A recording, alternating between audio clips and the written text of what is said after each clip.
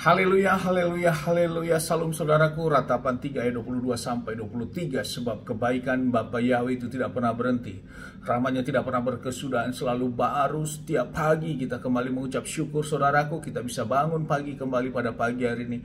Sesungguhnya semuanya oleh karena kebaikan rahmat Bapa Yahweh dalam kehidupan kita, dimanapun kita berada saudaraku. Renungan KPI Mayim Kayim pada hari Senin tanggal 21 Juni 2021 atau pada tanggal 11 Tamus 5781 yang merupakan kelanjutan dan pembacaan renungan Torah kita diambil dari kitab Bilangan atau Bamidbar 22 ayat 30 sampai 31 yang berkata demikian saudaraku. Dan keledai itu berkata kepada Bileam, bukankah aku keledaimu yang telah engkau tunggangi selama hidupmu sampai hari ini? Apakah aku pernah menunjukkan kebiasaan berbuat demikian kepadamu? Dan dia berkata, tidak. Dan Yahweh membuka mata Bileam, dan dia melihat malaikat Yahweh berdiri di jalan, dan sambil sebilah pedang terhunus di tangannya, maka Bileam bersujud dan tersungkur pada mukanya. Saudaraku, perikop yang baru saja kita dengarkan ini adalah tentang Bileam dan keledainya, di mana peristiwa saat Bapa Yahweh sudah menunjukkan pernyataan kepada Bileam bahwa Bileam tidak akan mengutuki bangsa Israel karena bangsa Israel ini adalah bangsa yang diberkati. Dan lewat pernyataan yang Bapa Yahweh berikan kepada Bileam, Bileam harus sampaikan kepada utusan daripada Balak. Dan Bileam tidak perlu harus datang, saudaraku, kepada Balak. Namun akhirnya Bileam akan datang kepada Balak, saudaraku, sehingga dalam perjalanannya menuju ke Balak, oleh karena tentunya desakan juga daripada utusan-utusan daripada Balak ini saudaraku, sehingga Bileam harus datang kepada Balak, dan dia akan menghadap Raja Moab yaitu Balak ini dengan menggunakan keledai. Di dalam perjalanannya saudaraku menggunakan keledai yang ditunggangi oleh Bileam melihat malaikat Bapa Yahweh berdiri dengan menghunus pedang di tengah jalan saudaraku, sehingga keledai ini menyimpang dari jalan itu karena keledai ini tentu takut untuk menabrak malaikat ini.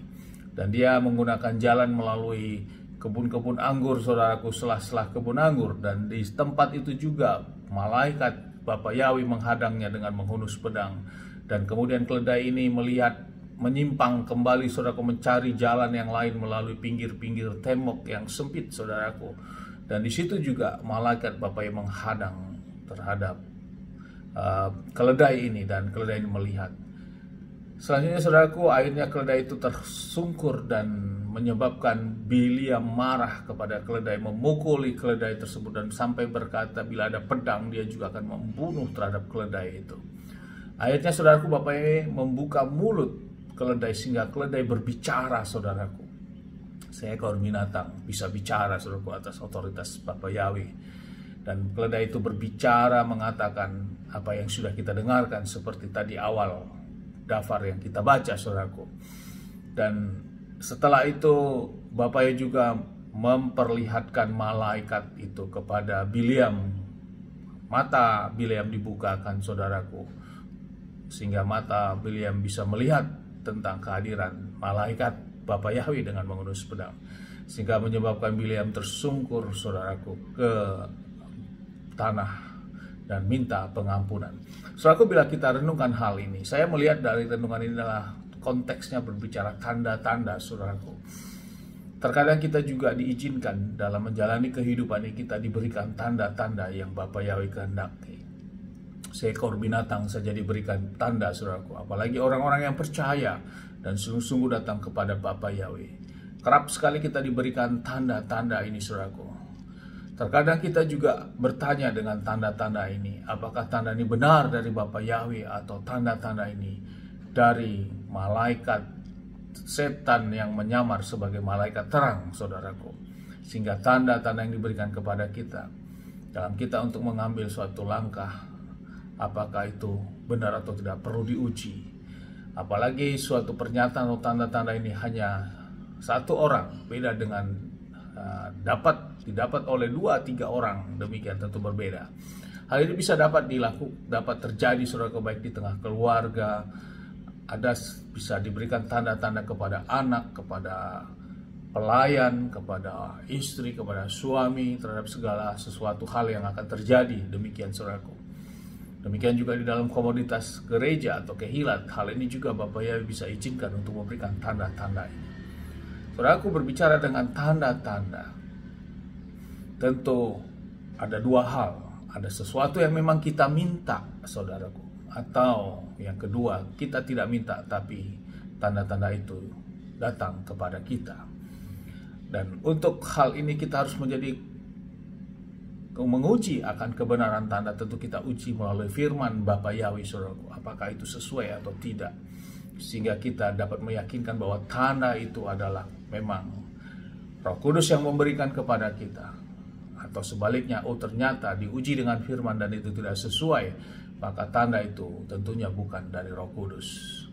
Namun yang perlu menjadi renungan bagi kita, bila memang sudah ada tertulis di dalam firman, sesuatu hal yang sudah tertulis di dalam firman, kita tidak perlu lagi meminta suatu tanda-tanda, saudaraku. Kita tidak perlu lagi menguji akan minta tanda-tanda karena sudah tertulis di dalam firman, saudaraku. Yang harus kita lakukan adalah ketaatan dan kita melakukan firman itu. Seperti contoh, saudaraku, kita sudah tahu bahwa hari Sabat kita harus datang ke sinagog atau datang ke kehilat, di mana di kota kita ada gereja.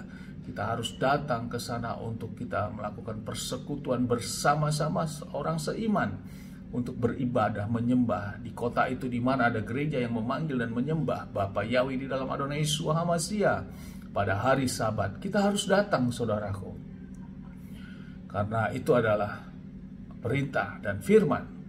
Kita tidak perlu lagi meminta tanda, saudaraku. Apakah saya harus datang atau tidak meminta tanda, karena itu sudah jelas ada dalam firman, saudaraku.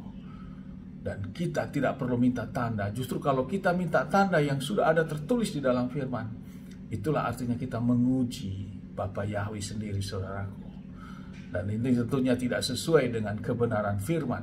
Dan kita harus membuka hati hal ini, saudaraku. Jangan mengeraskan hati. Itulah yang menjadi renungan bagi kita untuk hal tanda-tanda, sama seperti Bileam diberikan tanda-tanda melalui lewat keledainya. Bahkan akhirnya Bileam juga dibukakan mata rohaninya sehingga Bileam bisa melihat terhadap malaikat yang menghadang perjalanannya. Amin, haleluya. Sukses besar buat kita. Maju terus dalam iman, tetap berjuang. Dari tempat ini saya berdoa Bapak yang memberkati dan melindungi kita semua dimanapun kita berada. Bapak yang menyinari wajahnya kepada kita, memberikan kita kasih karunia. Bapak yang menghadapkan wajahnya kepada kita, memberikan kita damai sejahtera. Apapun yang kita kerjakan, apapun yang kita lakukan sepanjang hari, semuanya menjadi berhasil. Dan kita orang-orang yang percaya kepada Bapak yang mau melakukan firman yang kita tidak dipermalukan. Amin, haleluya. Shalom, saudaraku.